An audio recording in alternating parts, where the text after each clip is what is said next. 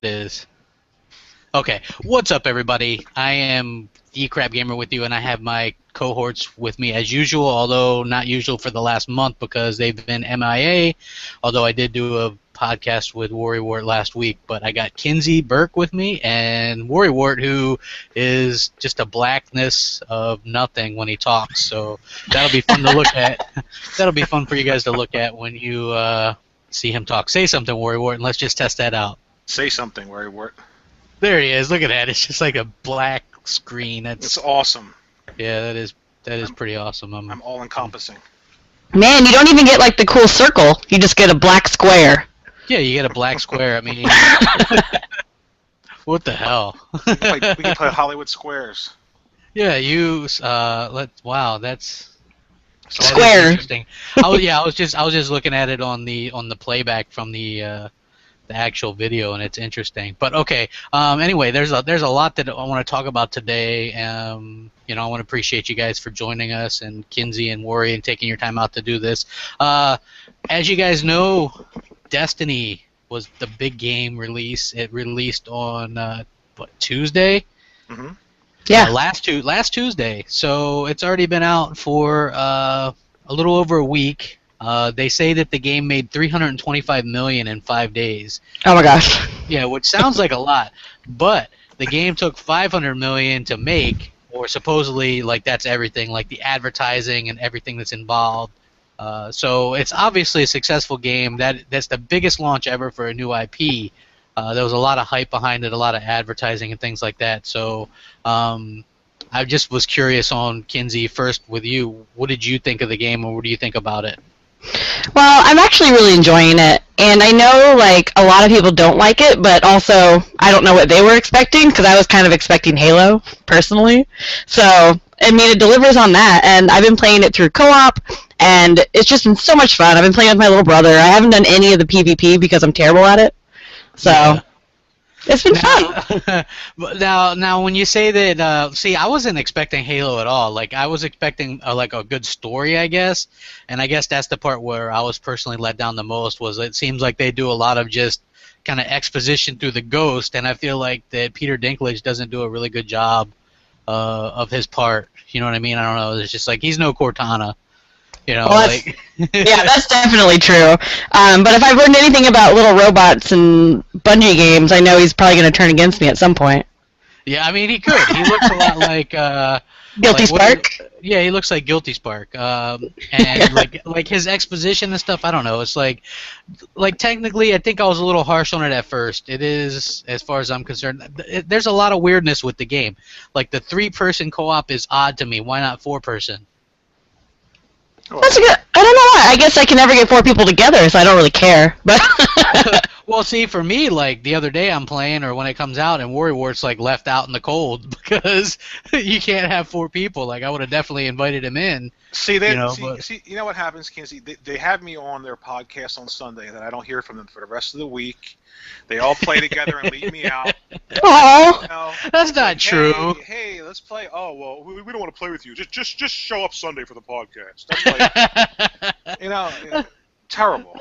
That's not true because I did get to play with you, and I had a broken mic. Remember, we had a good time laughing about it. Yeah, I don't know if I was expecting. Well, when you said you were expecting Halo, so you're happy, I want to jump off my roof. Well, I was expecting like Halo with a little bit of like Borderlands, but not too much Borderlands. I mean, like I played the beta, so like I kind of knew what I was getting. It's kind of the same. I think that they had this. I think what they were trying to do was really big and really grand, and I think at some point somebody might have gotten a little bit nervous and pulled back a bit because there seems to be a lot of different directions. Like there's the MMO direction, but you can only be social when you're in the tower. Then there's like the shooter direction, but there's not much in terms of like exposition for the story and stuff like that. It's there, but you have to work really hard to figure out what's going on. And then there's the multiplayer, which I can't speak about because I'm horrible at multiplayer. But I wasn't expecting Halo because I know Bungie wanted to get away from Microsoft and do something different. They said they want to do something completely different than Halo. So it's strange to me that it kind of, at some parts, kind of feels like Halo. Yeah, it feels a lot like Halo. I'm actually playing through Halo 4 right now with my boyfriend, and like, it's kind of like a less Yeah, clunky Halo. yeah. It's like I don't know. There might be a little bit too much leaning on Halo and not enough different. But the more I play it, it's enjoyable for what it is. But I don't think that it's what everyone expected.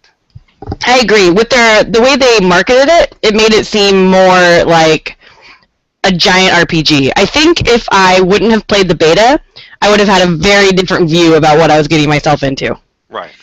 Yeah, yeah. See, the problem that I had originally was I got bored right away because you play the beta, and I was like, man, this is really good because you don't know what part of the game that is. So you're like, okay, it's cool. They give you a little bit of explanation about what's going on at the beginning of the beta, and you're like, okay, well, I'm sure at the beginning of the game, when you get it, you'll get even more explanation and details and things like that.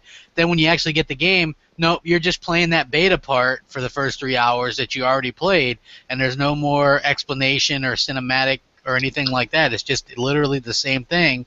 And I think I was expecting, because they're Bungie, right? And I was expecting this really good Bungie story, sci-fi, and it had a good premise. I just don't see why they couldn't have done a little bit better conveying that story with a character that you care about, or a plot that you care about. Like me and Worrywart, we're playing it and we're talking, and we're just like, we're talking over some of the exposition because we were like, who cares at the end of the day, because it's so ridiculous we don't even care about the story. Well, Me and my brother were thinking that too. We were talking, and then all of a sudden, like, they said something. It was towards the beginning, and they were talking about the Traveler, and then I was like, "Hey, who's the Traveler? I don't even know who that is." Like, so like I usually prefer story-driven games, but I have noticed that I don't even play the story missions by myself because they're not fun that way. Like, if I can play them with somebody and we're talking, then it's fun.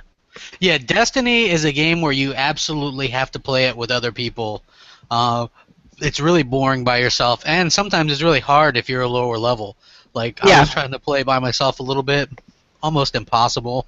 And I mean, look, from a technical standpoint, the game fires on all cylinders. It's beautiful. It's probably one of the most beautiful games of the generation. It's right up there. The shooting's great. The mechanics are great. It's fluid. There's no problems with it. The co-op is fun. There is fun to be had with the game, but like I found the player versus player to be a little bit awkward because it's like not balanced as much as I would like, which they can fix. And they make it there. It's like a jack of all trades, but a master of none. I would have maybe rather have had them like focus more on a story and the multiplayer, as opposed to trying to make us think it's an MMO or something. I don't know. It's like you don't really feel that MMO vibe from the game. At least I haven't. Like, it's cool when you're at the hub and there's people there or whatever, but you can't hear them talk. Yeah, I kind of wish there was a little bit more, and especially if you get match made into like a fire team, you should all go into chat at that point, but you don't.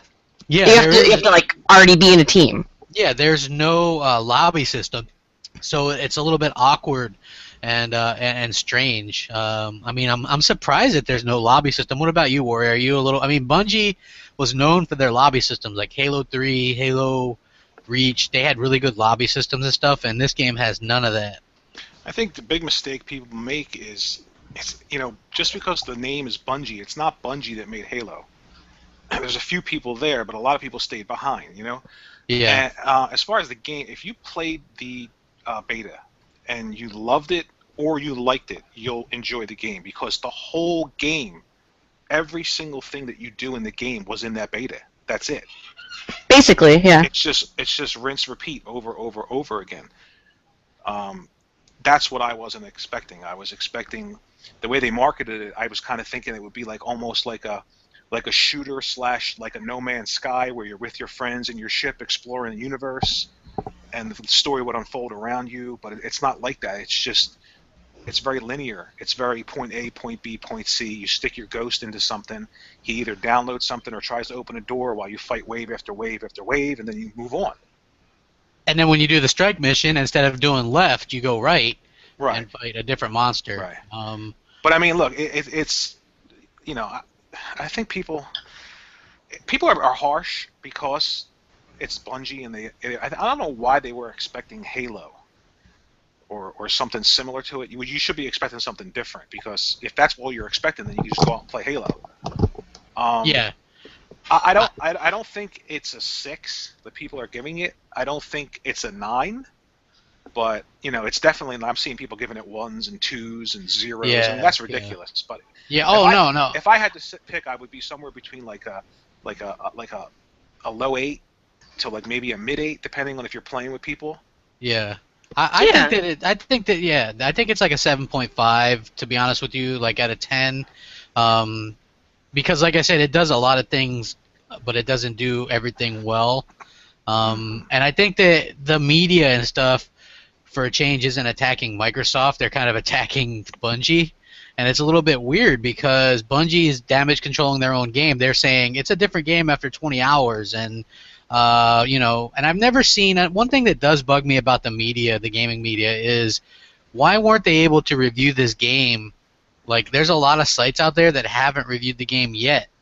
And some sites are saying, hey, well, it could maybe take a year to review this game. You know, that's crazy. I mean, I don't know of any game that took. I mean, I guess because it's an online game, and maybe they're waiting to see what the strike missions are like. But you know, a year, that's ridiculous. I mean, World of Warcraft, which is a huge always online game, you know, they reviewed that pretty quickly.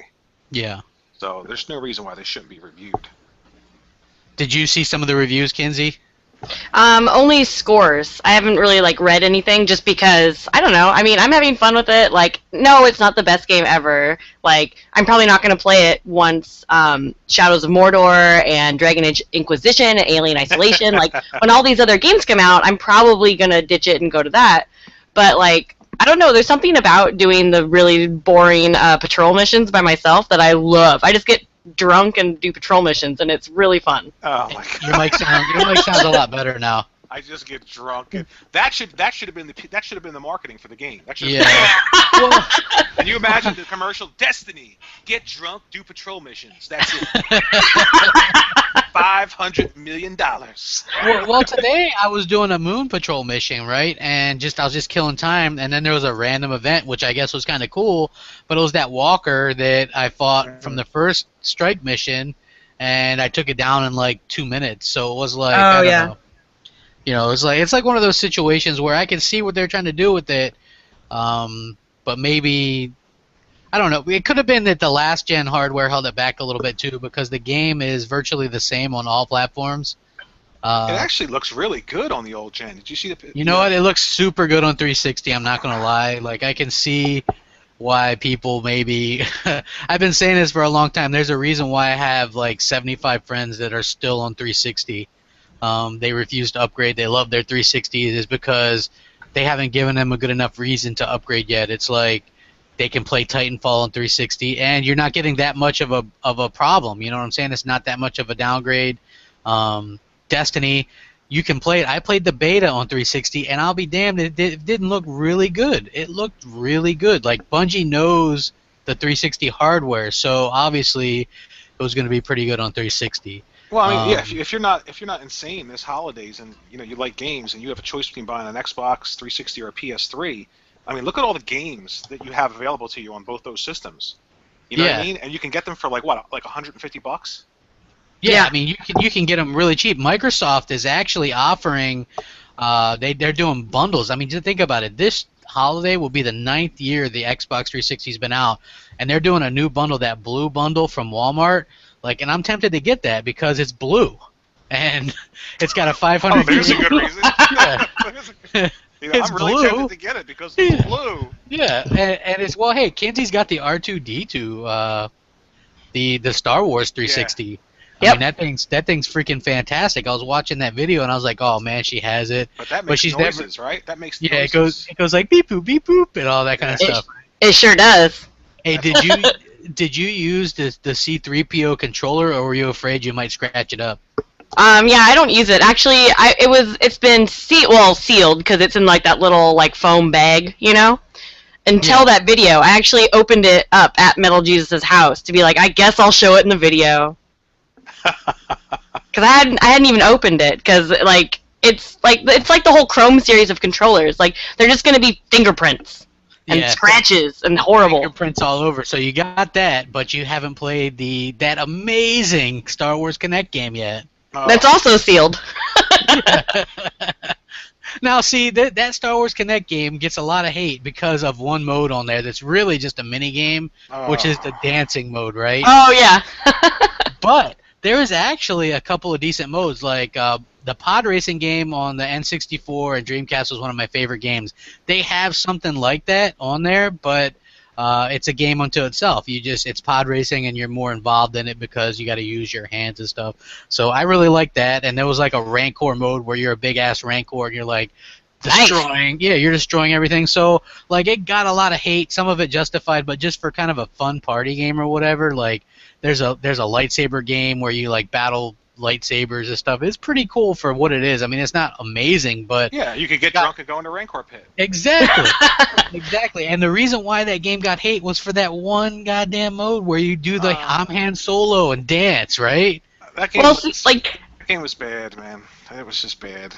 I want to try it, but we'll see. Like right now, the only reason I haven't tried it is because my apartment's too small for a Kinect. I don't have the 6 feet in front of my TV. Yeah. Okay. Oh, you know what I did? You had for the original one they sell this thing called a Zoom. Oh yeah, I saw that. I have like 3 feet in front of my TV, so I don't even know if that will work. Yeah, that might not work. Like just go out in your street, open your door, and go out into the street. That would be awesome. But yeah, I think that just kind of going back on track to Destiny a little bit, I think that I was a little bit surprised because I was wondering maybe if the journalists are a little bit pissed off that Bungie and Activision waited till the day of release to give them their review copies. Usually, they get their review copies a week ahead of time, at least. They give some time to review the game and get their reviews up. Now it's like they've already made all this money before the majority of reviews are up. And some of these review places like IGN, they've been doing like daily things. Oh, here's our latest update. We're still not going to do the review completely, but here's the update. I think that some of these sites are kind of doing that kind of, the little swerve deal because it gets hits. And I think a lot of people rely on reviews. I don't personally, but I think a lot of people do. Like I get a lot of people asking me, because I do some reviews, is Destiny worth getting? And I feel bad because if I say no, I don't want to tell people what to do with their money. Some people might really like that game. I would rather say, hey, hold off for Shadows of Mordor, Dragon Age, Forza Horizon 2, Sunset Overdrive, Master Chief Collection, whatever. But I'm not going to tell people what to do with their own money. You got to remember, people don't like the fact that stuff like this happens, or they see conspiracies everywhere, like, oh, they're not reviewing it. But these companies, I mean, the game was $500 million, okay? They're going to do everything they can to launch that game in the best possible way they can. And if holding it back to maybe avoid a negative vibe or negative impact on its sales, then that's what they'll do. Everybody would do it, especially when you invest that much money. So I understand them doing it, but I also understand people saying after a week, 2 weeks, tell me what you think of the game. You don't have to just play around and say here's our coverage this day of we played 6 levels, and then tomorrow we'll play the next 6 levels, and then we'll try the multiplayer next year. Just review the damn game. Yeah. If that's what you're paid to do. I mean, me, I could care less, but if they were paying me I get paid to do things and I have to do them. I can't tell people I work for, hey, I'll do that like a year from now. Yeah, I agree 100%. I think the game can be fun. Is it exactly what we were promised? Probably not, but you can find fun on it, and it does have a lot of different things to do. So, I mean, if you're one of those people that wants a game that could last you a while because you can't afford to get a lot of games or something along those lines, then I think that it makes a good reason. That's why Call of Duty's so popular as well. Like, I know a lot of people, especially like younger people who can't afford a lot of games. If you buy a Call of Duty game, you're going to have a game to play online the whole year. Yeah. Yeah, with the different modes, like the zombie mode, and I was just watching a video yesterday. Is there something like Halloween in the new Call of Duty, like Michael Myers? There's a Michael Myers mode. See, this is what happened That's back on. crazy. Yeah, people invented this game called Michael Myers on Call of Duty 4, where you would just somebody was it, and you would do the free for all kind of thing, and Michael Myers could only knife, and you couldn't use any weapons against him at whatsoever. So you had to run away, and it was really fun. You know, you would invent your own games, and I guess Activision picked up on that or whatever, and they invented that mode and put it in there. So like they offer, that's why I never really like dog on Call of Duty that much. The last one wasn't my favorite, but I see why they're so popular, because if you buy them, you have something to play throughout the whole year. That's always active, you know. Yeah. So I can see that, and Destiny's probably going to be the same way. They're going to do a lot of updates. This is obviously a franchise that they've invested a lot of money into. It's supposed to be like 10 years. It's like a new game every other year, and expansion pack every year, or the off years, or what have you. So, you know, I think they've laid the groundwork for what can be a really good franchise. They just need to, I think, better it up a little bit. You know, like I don't know. Yeah. You know what? I was playing last night, and I was almost done. I'm not going to spoil it for anybody, but there's this level that involves statues. That's all I'll say. And I'm playing single player. I'm not even in a strike team. It's just me. And I'm playing it, and then all of a sudden, bam, the servers dropped off, and I got this message, you know, go to Bungie.net and search the word caterpillar. And that's one of their code words for when something's happening with the server. And the caterpillar means that Bungie's doing testing. Try back later. But I mean, here's the thing. I'm playing single player, and I was almost done the game, but I still couldn't finish it. Ugh.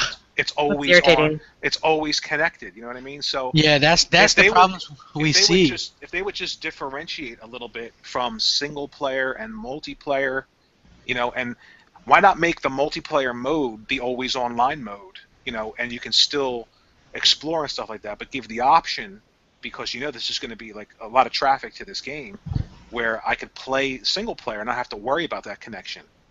Yeah, I've been kicked off the server quite a few times as well. Yeah. So I have too, at least I think 3 or 4 times. So it's not like you guys are alone. I know you're talking about the PS4 version. I was kicked off the Xbox One version a couple of times. Once when they were rebooting for the raids or whatever, which I guess take a long time. I haven't had a chance to. I'm not a level. I guess you got to be like level 26 to do these raids or whatever. I don't know. You got to be pretty high. It's like I was asking people. I was like, now how do you get to be level 26? Because once you're level 20, you have to do certain stuff. Yeah. In order to level up, and it's one of those situations where it's you got to grind and grind, you know, and like the grinding and stuff is okay for like regular massively multiplayer games or like JRPGs, like or like the grinding free to play games like Warframe, for example, has a grinding that's actually easier as a free to play game than Destiny as a paid game. And I recently had reviewed Warframe. Like today I did that, and I made that comparison. I said Warframe's free to play completely. You can pay microtransactions, but the grinding is less tedious in that game, which has microtransactions, than it is in Destiny, which is a full paid game that has no microtransactions. Yeah, I mean, I think people are, you know, you have to try and temper your disappointment with reality. I think people, you know, this is the first thing that they've done post Halo. You know, and kept the name Bungie, so you instantly think of that. So I think it's a little unfair to judge them based on that, because, you know, let's say that Bungie had never made any games before this one. You know, it would be a much different perspective, wouldn't it? yeah, probably. Yeah. Yeah. And if it's not a bad game at all, it's just, I'm sure there's people that love it, are going to be playing it for the whole year, are going to level up in multiplayer, going to be great. I just think that for the people that are used to, you know, what Bungie did with which was a separation between the single player, which was really good, and then the multiplayer, which was good depending on who you are, who you talk to. I think that's what people were expecting, and it might be a little unfair to expect that. Yeah. Well, okay. Like this month on 360, if you're a gold member, they're giving you Halo Reach, which the online for that was broken. That's when they started to go like kind of wrong with the powers and stuff, like the shield powers and stuff.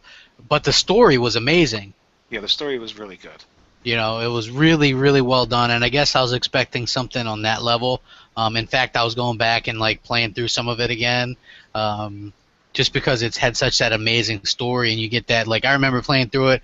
Me and my friends stayed and played it all night to beat it the night it came out, and like I was the last character left because you know that last board where you know it's spoiler alert, everybody dies in the game. Yeah. And you were the last. I was literally the last one left, and they're like, "Come on, grab me!" And you know, and your shield's cracking on your face mask. The last stand. That was great. Yeah, I was literally the last one standing. It was just such an amazing experience from campaign and storytelling part, and I wasn't really sure they would be able to do that because Master Chief had such a good story, and with Cortana and all of that, and the Covenant. I really enjoyed that. So I was like, how are they going to get you to care about these other people in such a short amount of time?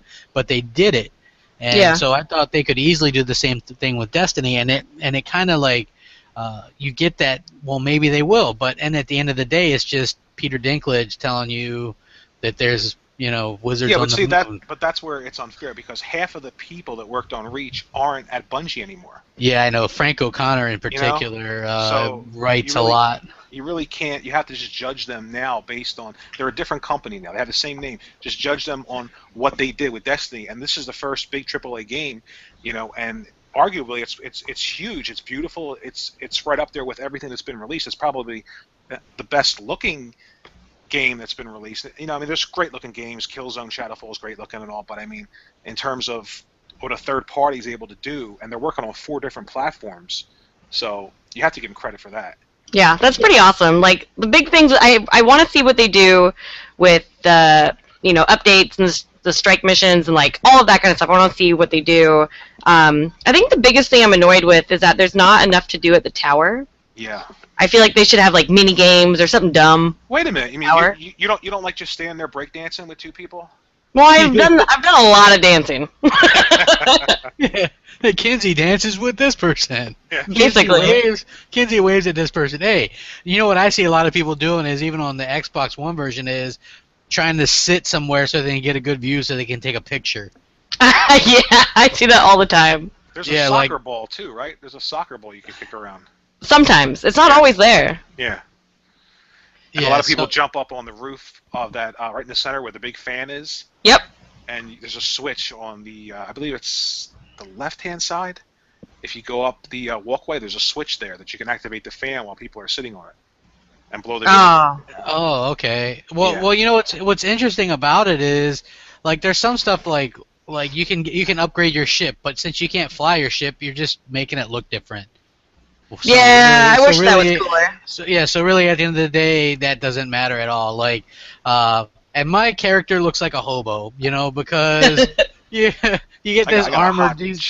You get all these different armor drops, right? So he's got like he's got like a blue leg and like like a brown vest and it just looks really bad. Like I don't see where people get all this armor, and I didn't realize for the longest time that you could store your stuff. So I was just dismantling everything.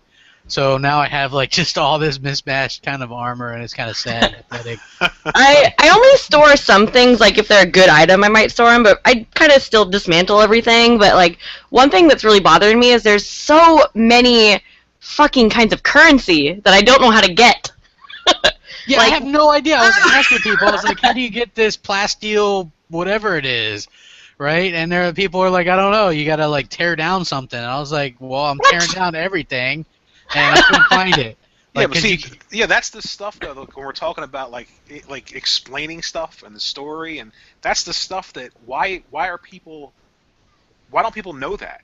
It's not like it's their job to tell us. Yeah. It's not our job to just work really hard to find out what's going on. I agree. I finally got one mode of light. One. Yeah, like, have you guys seen this meme going around? It's like an hour after playing Borderlands, and it shows someone's got all this loot around them, and it's like an hour after playing Diablo 3, and this person's got all this loot, and then it says an hour of playing Destiny, and it's like got one little thing in his hand. It's like you literally grind. Yeah, you literally grind and get nothing for them, or you get stuff that you already had, like the basic stuff, like that you had like early on in the game. I think that like the system is kind of flawed with what you earn in these drops and things like that. I think that I think the game will evolve over time. I really do. I know I think so. That's like the tagline right now. Oh, it'll evolve. It'll be a different game. I don't think that's an excuse. I think that the game is built to evolve. Obviously, it's an always online game, so it's easy for them to go in whenever they want, change things. They could do time of day events when they want to. They could do things for like holidays. You know what I mean? Stuff like that. So I'm sure it'll evolve over time. 10 years from now, it'll probably be, a completely different game than it is now. Yeah, hopefully. Somebody's iPhone was going off. Oh, sorry. We got a couple eye sheep here, huh? Yes, sir. Yeah, you guys are probably pretty excited for that new phone then, huh? If I had money, because I'd love to have a big phone. Yeah, I'm getting it. I bet you would. No. Okay. Just kind of slightly redirecting things. Kinsey, you were at PAX, and I wanted you to tell us a little bit about that because you were tweeting out some stuff and you were there for like the Saints Row 4 deal, the remake, and the Gat Out of Hell expansion pack and stuff. So tell us a little bit about that. Yeah. Well, I was working the whole weekend for Deep Silver. So I was doing freelance PR for them the whole weekend, so I didn't get to see a ton, but I did get to sit in on the panel because I had to hand out the prizes and whatever, do the grunt work on the panel. And it was awesome. Like, the Gat Out of Hell, like, standalone expansion looks amazing. Like, it looks hilarious, and it's something that, like, because I really enjoyed Saints Row 4 because it's kind of like GTA, but it's funny, and it's, like... Yeah. It just does such really cool things, and like in Gat Out of Hell, well, they had that Disney-style musical number, which was fucking fantastic, number one. And they have a whole bunch of weapons that are like, they have like it's not after Seven Deadly Sins, it's after something else, but it's like they have like the Armchair Mageddon, which is after Sloth and stuff. Like, it's really cool. When does that come out? Next year sometime? Yeah, it comes like out March? early. Yeah, the early part of the next year. You can get they're redoing Saints Row 4, which was just an absolute blast to play through, and they're redoing so it. good. Yeah, it's $30 for that, and then it's like $50 if you want like that, and then also the new expansion pack with it. So. And I guess the expansion pack is pretty expansive. Like, it's got a lot of stuff and content and things like that. So, I mean, it's set in hell, so that's pretty awesome. Yeah, just like I mean, that's when you got those superpowers in Saints Row 4, like like you could jump like the whole city. You know what I mean? Yeah. I would run like thousands of miles an hour, just jump and clear almost the entire city. I'm like, that's just fun. That's what games are supposed to be. That's like a throwback to where it's not taking itself seriously. There's a whole bunch of like little like nods to the games from the past and games from the futures and movies and stuff like that. Yeah, there's like there's like an 8-bit level because I wasn't sure what to expect, right? Because I played Saints Row 1 and 2. I hadn't played 3 yet. And then 4, I was like, well, I'll give it a whirl because I think I was waiting for the new consoles to launch or whatever, and looking for stuff to play. And I'm playing it, and it hooked me like right from the beginning, where it's like making fun of Call of Duty, and they make fun of Metal Gear too, because like you do this sneak mission, and if you get caught, it does a little whirl with the little thing over their heads, and I was like, exclamation point, and so I was like, wow, this is really like fun. And then it does the Aerosmith song, I Don't Want to Miss a Thing, and you're like on a rocket. And you end up landing in the White House. I mean, that's brilliant. And that was so, and that's like one of those games. I don't think I stopped smiling the whole time I played that game. Oh, it was so fun. Like, and that's one of the things that, man, like you take for granted or whatever, like, or you miss it. Like, it doesn't happen a lot anymore where there's so much bullshit that goes on with gaming that there's very few games that just will have you smiling and having a good time throughout.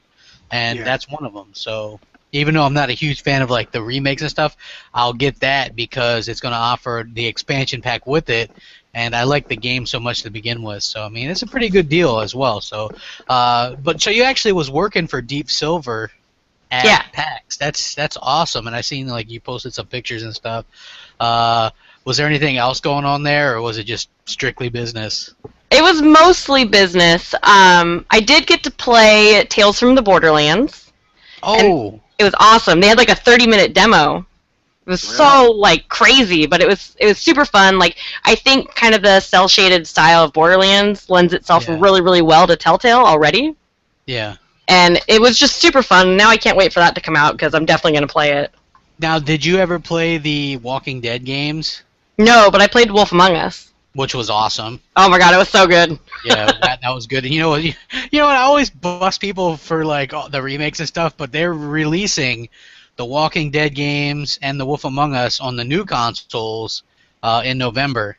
Yep, I'll probably pick up the Walking Dead actually then.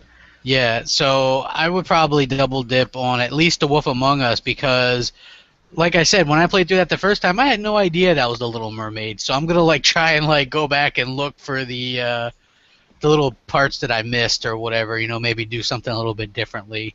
Yeah. Watch when she's when you very first see her before you know her name. Watch her when she's on the stripper pole, because that gives it away. Yeah. Have you played that game yet, Worry? Yeah, I was gonna say it's pretty sad when you got to tell him to watch her when she's on the stripper pole, like he'd be doing something else. Yeah. Yeah. Oh, hold on. She's on a stripper pole. Now I could get up and go get something to drink. Yeah, let me go grab something real quick. Yeah, no, I had no idea, like you, because they don't look a lot like what you're used to as far as those type of characters, and a lot of people will associate those with Disney characters, which really they're a lot of public domain characters, really. Yeah. That's why they're able to get away with doing that. Like a lot of people ask me, well, why can't Disney sue them or whatever? It's because there's different takes on that. It's like if I wanted to do a Wizard of Oz movie, there's a version of that that's public domain. That's why they're allowed to make that Oz movie or whatever it was, like last year or the year before. But yeah, so that's how they can do that. But yeah, they do a really good job, and I like those. It mixes it up. Like I like my shooters and my racers and sports games, but I think those type of games mix it up really well, and I'm excited to see what Tales from the Borderlands would be, because that's a different take on the Borderlands games, which I really enjoy, but I also enjoy the whole Telltale Games aspect. Yeah, I'm really excited about it. I didn't really play anything else, I guess. I played Dead Island 2, but I also watched it for 4 days, because where I was standing was like right next to the Dead Island 2 Interacts. And how does that play? Does it play good? Yeah, I mean, it was pre-alpha. So there's some weird things, but for the most part, it played just fine. Although I play inverted, and the demo was not inverted, which made it super, super difficult to play. I don't know if I'm going to go for Dead Island 2. I think between that and Dying Light, I might go for Dying Light. Dying Light also looks amazing. I don't have enough money for all these awesome games. Yeah. Now I'm a little bit confused, right? Because there was Dead Island, which I loved, but then Dead Island Riptide come out, and now there's, wouldn't that be Dead Island 2? Wasn't Riptide a standalone expansion? Yes. Yeah. Dead Island also had, remember that CG video they had when they were promoting it? Oh, yeah. That was one of the best promotions ever. That whole video with the little girl. Oh, yeah, that was good. Falls out the window. Oh, man. I watched that over and over again. I was so excited for that game. And they also have Escape Dead Island coming out, too, which is more of an adventure game. Escape Dead Island, starring Snake Plissken?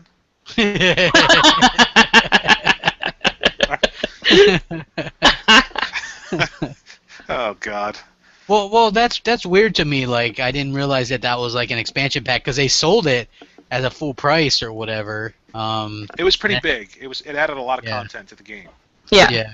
I haven't got the chance to play through it yet, because what happens is, like what happened a lot of last generation, these cool co-op games come out, and I was like, I would always buy 2 copies, one for me and one for my brother, and it was one of those situations where we never got around to playing it, and then the new consoles come out, and then you get busy or whatever, so I ended up with all these bunch of games that,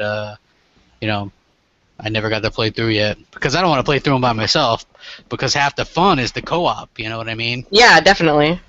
Like, I remember when I first was playing the first Dead Island, we were playing it, and these I didn't realize random people could join your game, and these people were maxed out levels, which means the zombies are their level. Oh, God. So I couldn't do anything. I was like, damn, man, I had to reset and turn it off so nobody could join our game and stuff, so... it's pretty interesting, but I like those games. I think, are you guys getting a little bit zombied out? Yes. Well, The Walking Dead's coming back on, so. Yeah, you know what? I didn't watch any of the last season of The Walking Dead. I guess Wow. I was gonna wait for I was gonna wait for Netflix. They usually get the one before just as it's about to start up, and I was just gonna watch it that way. Like I'm usually busy. Like for me, like TV shows that are on a schedule, it's difficult for me to like make time for them. I almost always watch stuff like later on, on Hulu or what have you, just because it's easier that way. So, what do you guys Yeah. think about this story going around, or this idea going around, that this is the last generation of physical consoles? Oh, I don't like I that. I think it's bullshit. Please just- elaborate. Okay, I'll just be honest. All right, Michael Pachter, who does he's an analyst, and for people that don't know what an analyst is, they aren't the gospel, right? Right, but hold on. Before, I know what you're going to say. Everybody says the same thing. Michael Pachter's always wrong. You don't work for the company he works for and continue to have a job for a long time if you're always wrong, because his job is to pick winners for investors. And Yeah. if you don't do a good job, then you don't have a job. So he's But not does he's he- not an idiot. Yeah, he's not an idiot, but does Right. he deal specifically in video games all the time, or does he do other stuff? I don't know that the answer to that question. I know that he's heavily involved in the video game industry. Yeah. But as far as other things, I don't know. But it's not just him that had said this, but there seems Yeah. to be like a push. Like Sony buying Gaikai. Obviously, Microsoft's got Azure, and they've been doing things in the cloud and online for a long time. Yeah. It just seems like, I'm not talking 5 years from now, but it does seem like eventually there's not going to be so much of a box that you buy as a service that you subscribe to.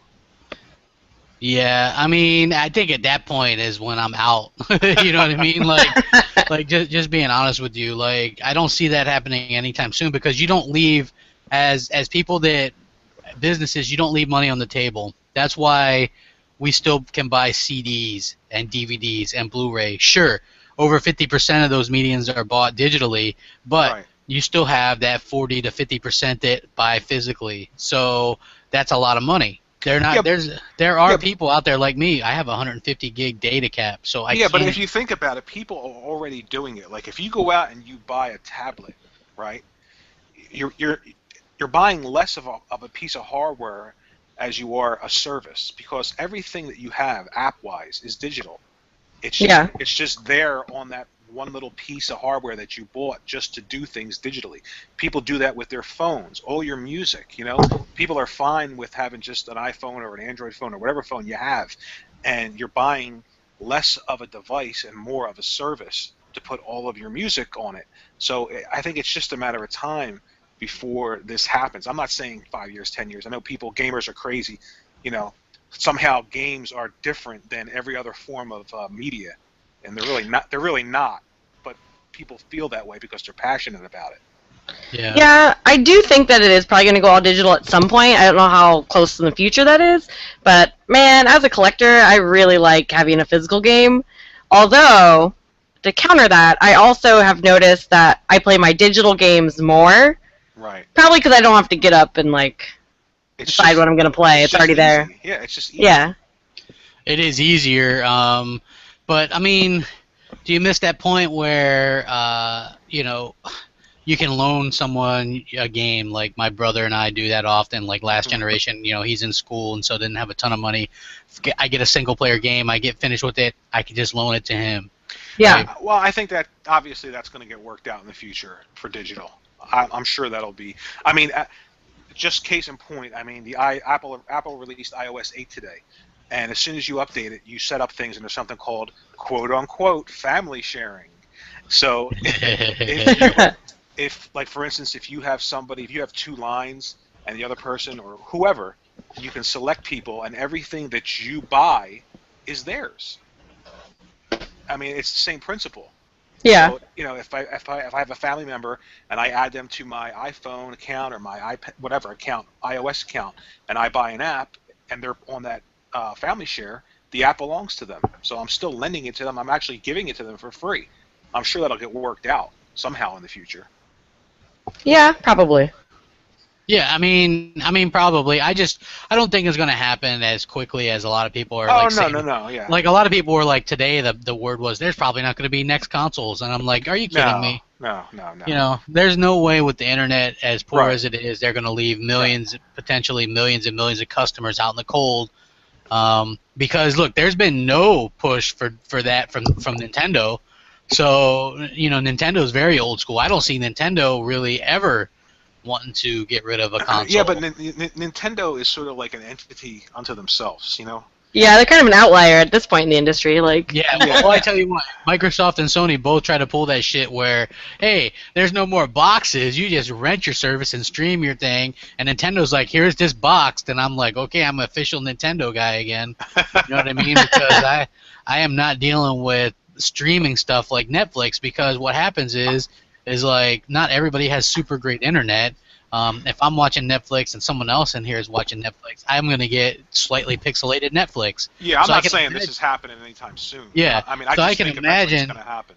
Yeah, I mean, maybe, probably, but hopefully not for a long time. I can remember people saying CDs and physical media was dead 10 years ago, you know, and that still hasn't happened. So I still buy a CD every now and then. Man, sounded like D Baby's mic there for a second.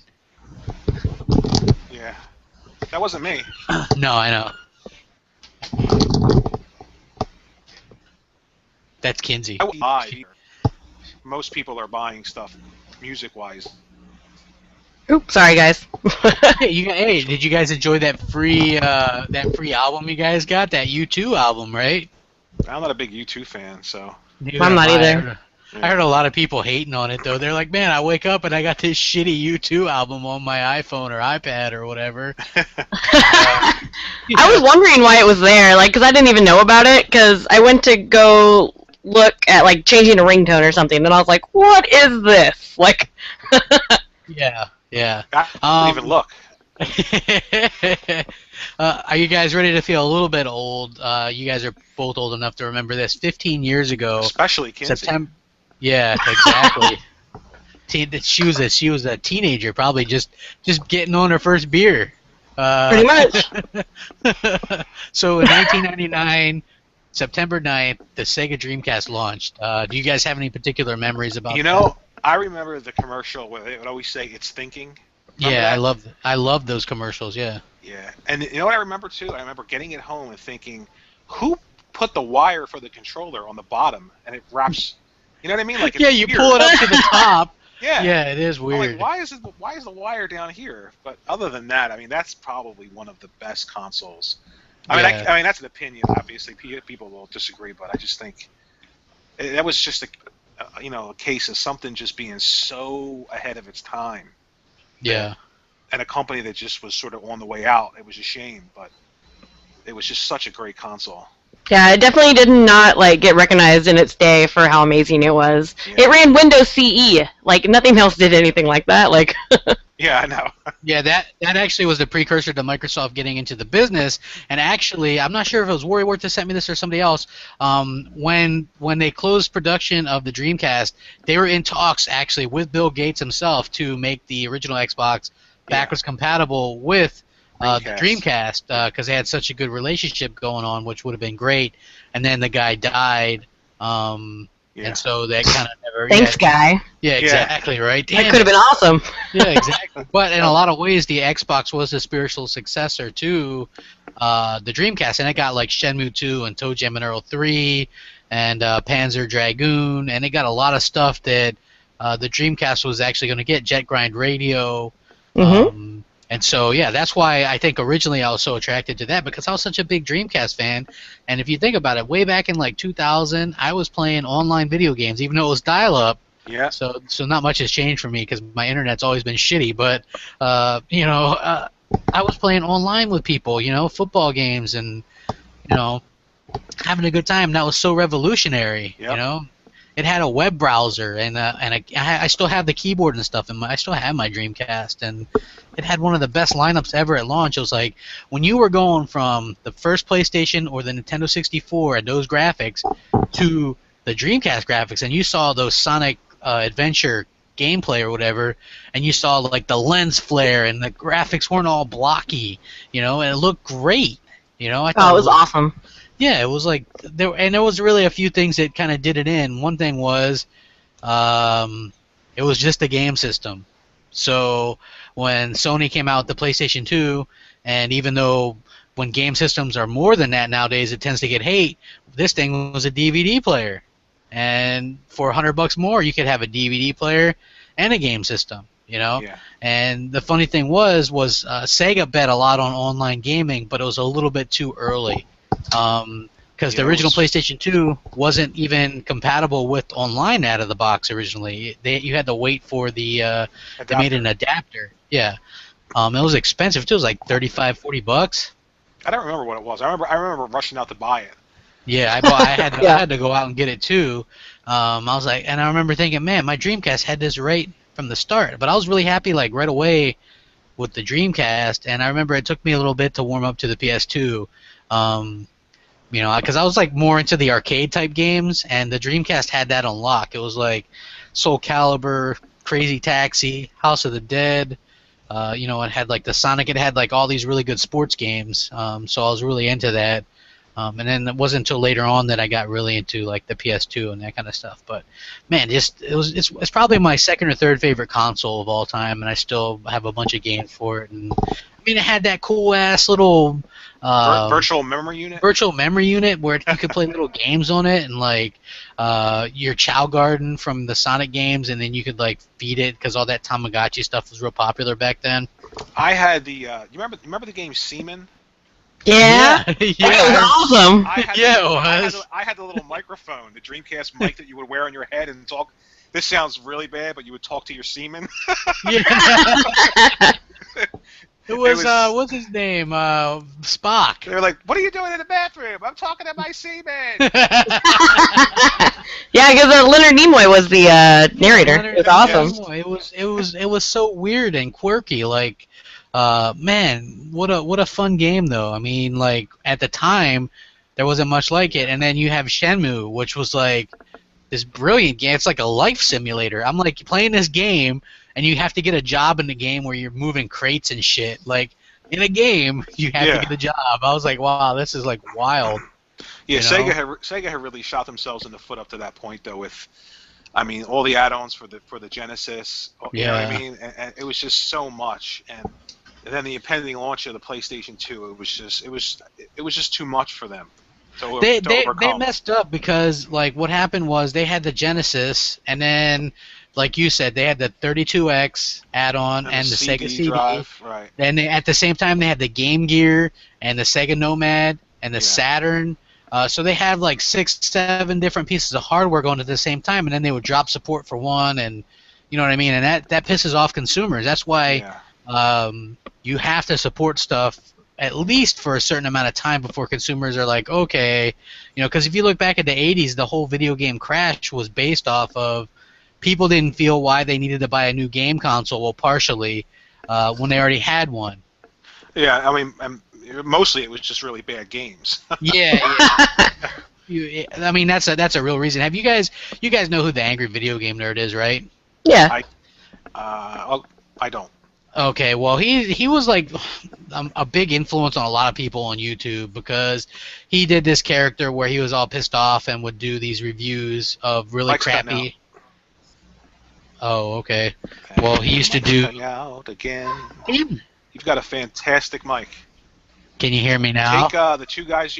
Yeah, just put a third guy in your yard riding a stationary bicycle, powering your internet, and you'll be good. Yeah, I don't understand what the hell the problem is with that. You're good now. Go ahead. Okay.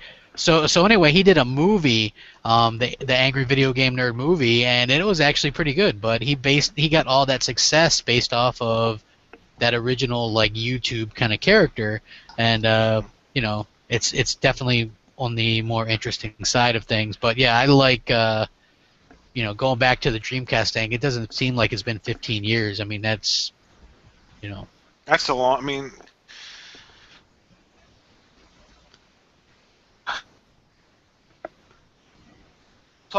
and the voice actor and how they changed it from David Hayter and they put Kiefer Sutherland in. And I remember saying, I tweeted him, you know you're getting old when video game voice actors change. And, you know, the video game character stays the same, but the voices are changing. So, I don't know. I just, you know, shit's got to change, but I think some stuff from those old consoles was lost. Yeah. I'm not sure.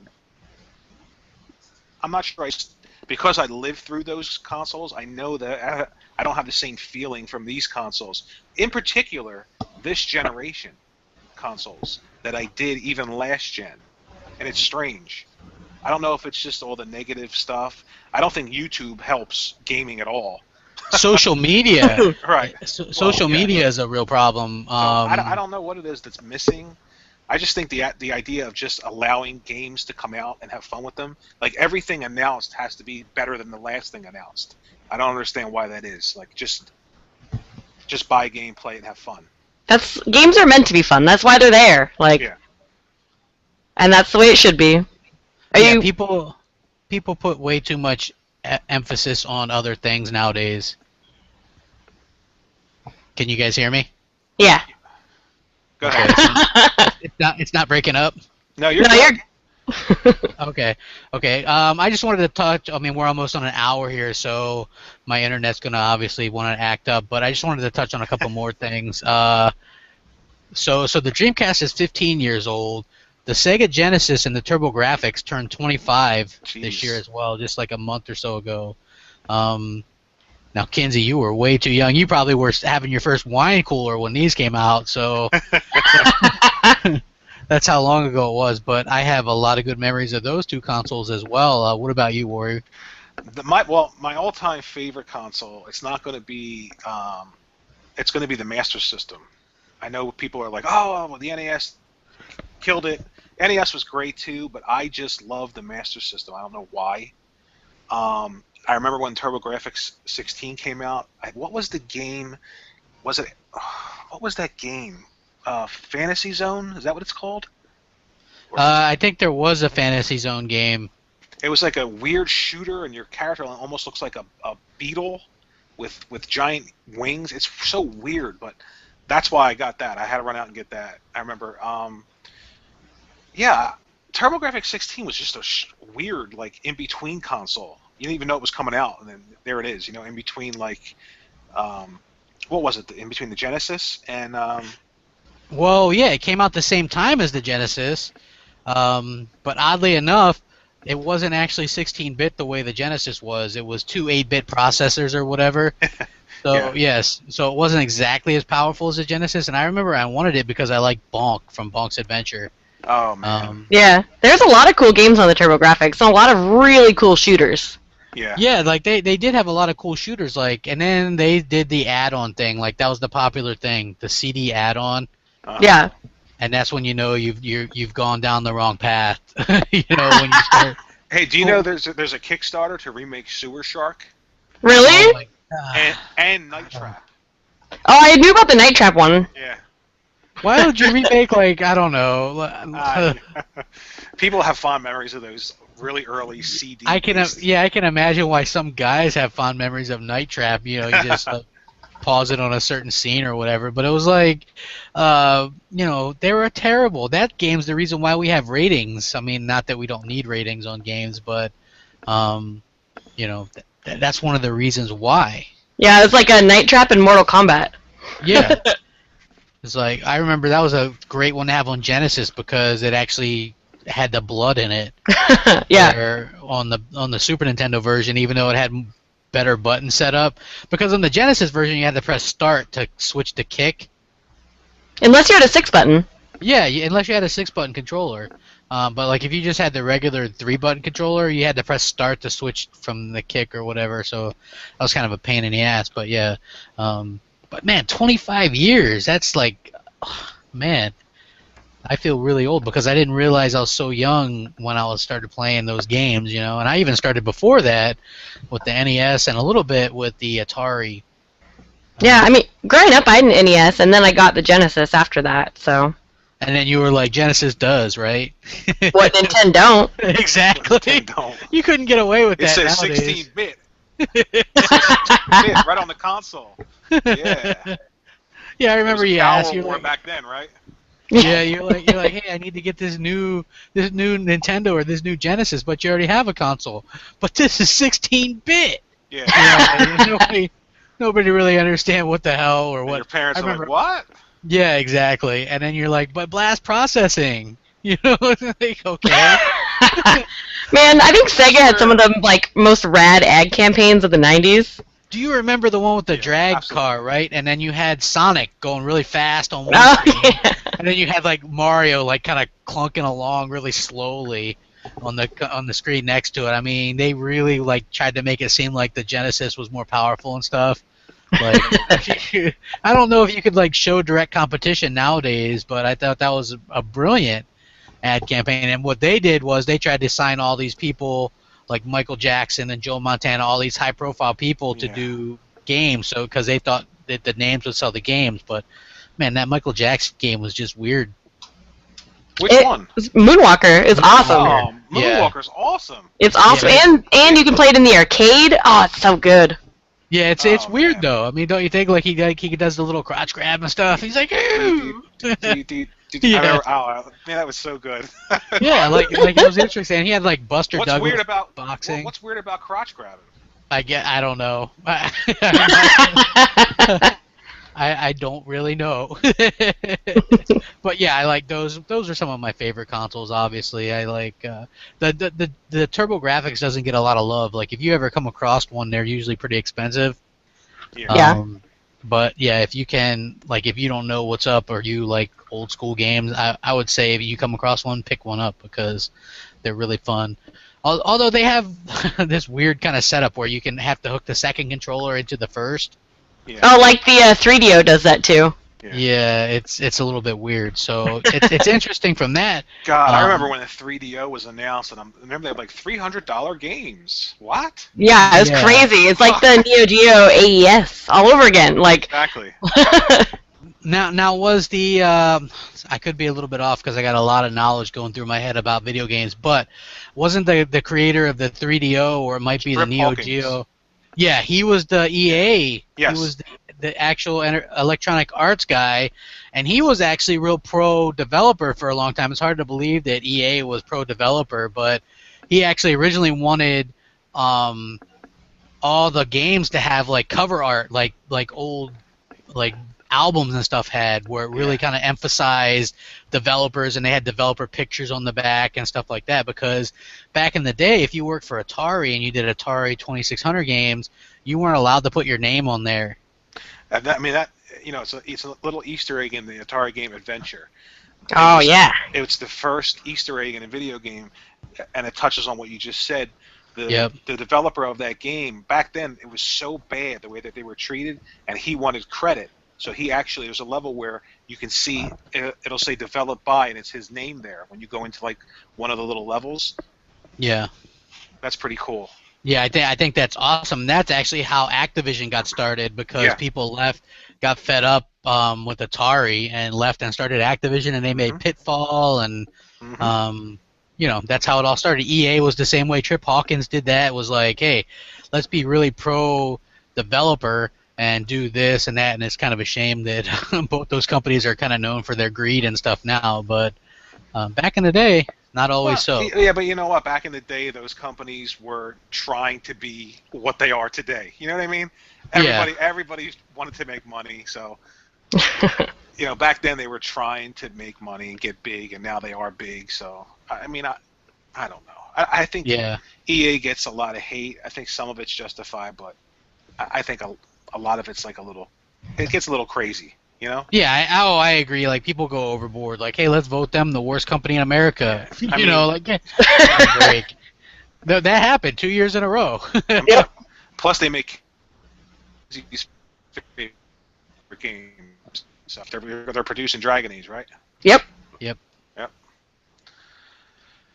And they. The mic I got? My mic? No, there you go. Yeah, I don't know. I'm probably gonna wrap this up here in a minute. Can you guys hear me? Yeah. Yep. Oh, okay. Just checking. Just real quick. Also, 25 years old is the Michael Keaton Batman movie and the original Teenage Mutant Ninja Turtle movie. Yeah. Batman? You got the Teenage I'm Mutant sorry, Ninja what was Turtle, the Teenage Mutant Ninja Turtle movie from 1989, and the Michael Keaton Batman movie. Both came out 25 years ago. Nice. Yeah, Should watch so- some Turtles to celebrate. Yeah, I have them on Blu-ray, so I might. I love those movies, and they're already making a sequel to the one that came out this year. Of course they are. Yeah, so I have no desire to see it. No, I me haven't neither. seen it either. I feel like I don't know. That's not really my thing. Also, real quick, they went back to filming Star Wars Episode 7, Yep. and there's talk that Ewan McGregor might do a standalone Obi-Wan movie. I know you guys don't really like the newer movies, but I actually liked his portrayal of Obi-Wan and wouldn't mind that. And the actor who is the new James Bond, what's his name? Daniel Craig. Daniel Craig Yeah. is all over the set. Yep. I hope Is he? I wonder if he's in it. Yep. There's speculation he's been all over the set. They're trying to hide him, but there's little pictures of him talking with J.J. Abrams, and Huh. so there's a big rumor that he's in it. There's lots of pictures of the Millennium Falcon and stuff going around Yeah. too. So I think that's interesting. I'm kind of excited to see where that goes. I hope that the movie doesn't get delayed because I really want to see it. And I can't wait for the really, really, really good movie tie-in game that's going to come out. Oh man, because those are always good. Yeah, they are. If you want to have a good time, man, movie tie-in games are where it's at. Awesome. So anyway, while my internet still is holding up, man, I wanted to thank you guys for coming on the show and talking about all this kind of cool stuff. And hopefully we can do it again soon. And thank you guys all for watching and everything. You guys got anything you want to close out with? Go ahead, Kinsey. It was fun. Thanks for having me back. I know it's been a while, so I'm glad we could do this all again. Yeah, and then you guys can follow her on Twitter at Kinzilla, and she did this really cool video with Metal Jesus Rocks where she showed off all of her kick-ass Star Wars stuff, so go check that out. Yeah. Cool. Yeah. What about you, Worry? Where can we catch you on YouTube? Nowhere. I don't like YouTube. I won't hear from Crap at all until Sunday. He don't talk to me. That's not true. He'll message me 2 minutes before and say, "Hey, come on, do the podcast," and I'll do it. And then I won't hear from him again for another week. I play games all by myself because none of those guys want to play with me. That's not true. That's about it. You can play Destiny with me. Bingo. Yeah, Yeah. there you go. You guys can like. Hey, wait a minute. Not can to like change the subject, but you guys ever hear of a show Eastbound and Down? No. I've heard of it, but I haven't watched You it. said no, Kinsey? No, I haven't heard of it. Okay, the comedian Danny McBride, you know who that is? Nope.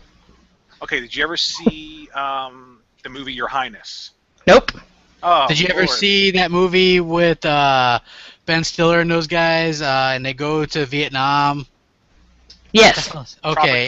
Tropic Thunder, yeah. He's the guy that is the electronics guy. He thinks he accidentally blew him up with his pyrotechnics. He's that redneck guy. Oh, okay. Well, since we were talking earlier before we got on about your little your abbreviation thing with the bukkake or whatever. Well, there's an episode that I was thinking of where he's like this retired baseball player in the show. It's hysterical. He signs a contract with a big like sneaker company or something, and he goes in to sign a contract. When he walks in, he's like, "I just have a few demands before I sign this," and he passes out this list of his demands. So like the CEO's reading it, and the CEO says to him, "What is boo cake porn?"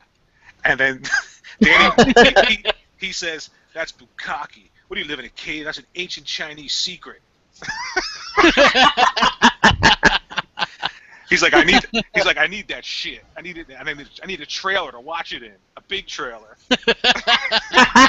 It's so good. I don't know why I thought of that. But That's not even good stuff, though, man. I mean, that's kind of gross. Kinsey I mean, appreciates it. yeah, Well- not that I've ever watched that kind, but yeah, I mean, that's pretty gross. You never saw that with. Listen, if you do one thing tonight, go on Google or whatever, search for "In My Plums." Okay. Okay? All right. Just search for In My Plums. It'll come It's up. not a. No. You'll see In My Plums. It'll say full version. And This is a watch- trick. No. Yeah, it's gonna be like a two I girls, promise one you. cup deal. No. I promise you. It is. What's the comedian's name? He was in. Oh my God, what's his name? Will Ferrell. Will Ferrell's on the show, and he plays this character. And half of the show is improvised. And there's this scene called In My Plums, and it's all improvised, and they can't get through it. It's just one breakup after another of them laughing. But they put it online, and it is hysterical. You'll love it. All right, I'll have to check Excited. that out. Yeah, but I do get a. I think I ordered a new headset that should be here tomorrow, so we can like struggle through Destiny sometime. You know. Wonderful. Yeah, I mean, woo, right? Bingo. Bungie wait. or well, Forza Horizon 2 is coming out in 2 weeks, so Yeah, that's true. yeah, which that game was pretty damn fun. I could suck at that game too. Yeah, but it's fun. Yeah, Did you play the beta or the demo? a little bit. Driving games and me are hit or miss, but it looked Yeah. like a lot of fun, so I'll give it a shot. Definitely. So anyway, thank you guys for all watching and everything, and we'll see you next time. Later.